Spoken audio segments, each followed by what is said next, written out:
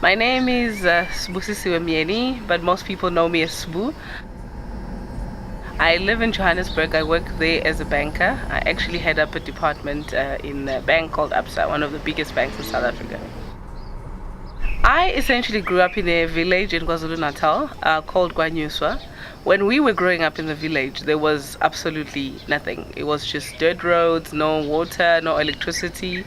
We fetched water from the river. We lived in a mud house that my dad and my granddad had built. So a lot of people that we grew up with haven't made it. Uh, if I could say, probably 60% of them have died from HIV/AIDS because they went to local schools. There was nothing after that. Even the education system, it was not good at all. They couldn't even construct a sentence in English. That's how bad the education was. So they just lived around, had children, contracted HIV/AIDS. Very few probably would have slightly better lives. They got married, probably they had children, but they still live in the community, and they live in the community with no hope at all.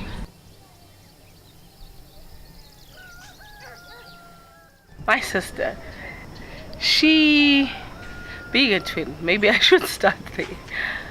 We grew up literally together, did every single thing together. We were in school, we attended every class together. So in a way we're inseparable, but obviously growing up, like any kids, for being twins, we're totally different. Like totally different from the way we dressed.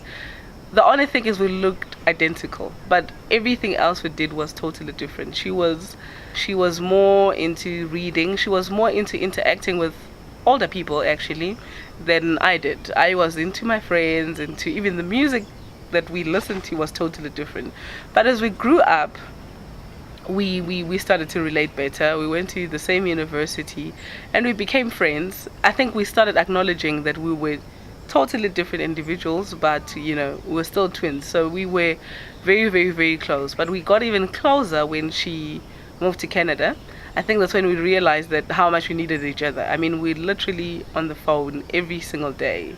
From she called every time from Canada. Would have like these 2 hour long conversations. But I think the bond that we had grew even stronger when she fell sick. I think for both of us, it was more like, sometimes we don't appreciate each other that much. You take each other for granted when you're still all okay and you're alive, you're happy, your lives are going well. So I think it was a wake up call for both of us that, life is very short. And so we bonded even more. But I think our bond as when she got ill with brain cancer, it was more around, what if I don't live longer? What will I say I've achieved? She started looking at things that she could make a difference in. So our lives became more around what she wanted to do, what she wanted to achieve, and if she wasn't around, how would she want us to continue from there?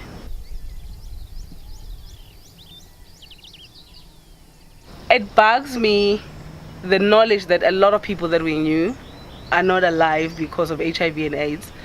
And the fact that the way she looked at it was, she worries about the children that those friends of ours, those schoolmates of us left behind.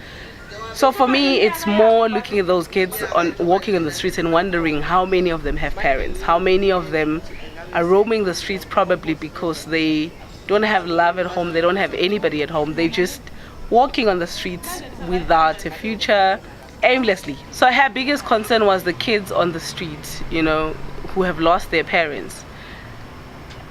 She wanted somehow to be involved in making sure that she gives them a bit of hope. Even if they don't get financial assistance to go to school, there's so many other ways that they could make it. They could be passionate about something, they could want to make something, they could want to start a business, but for them to have hope, that's what she called it. She says she wanted to start a foundation of hope.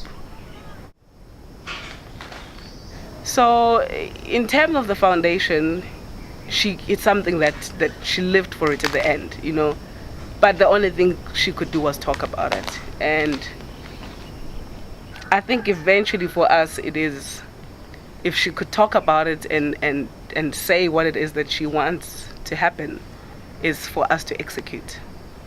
It's for us to do it for her.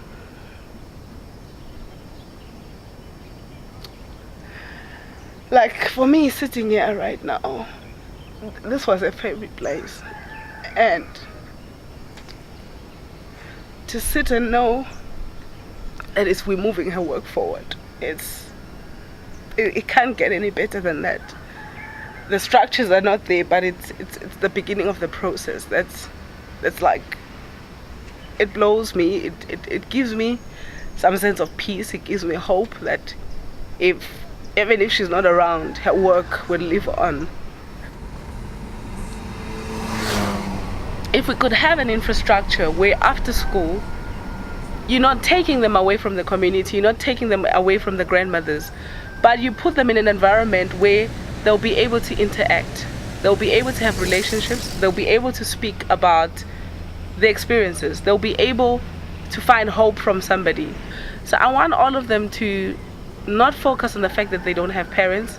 Wake up and have hope. Wake up and know they have a community to guide them.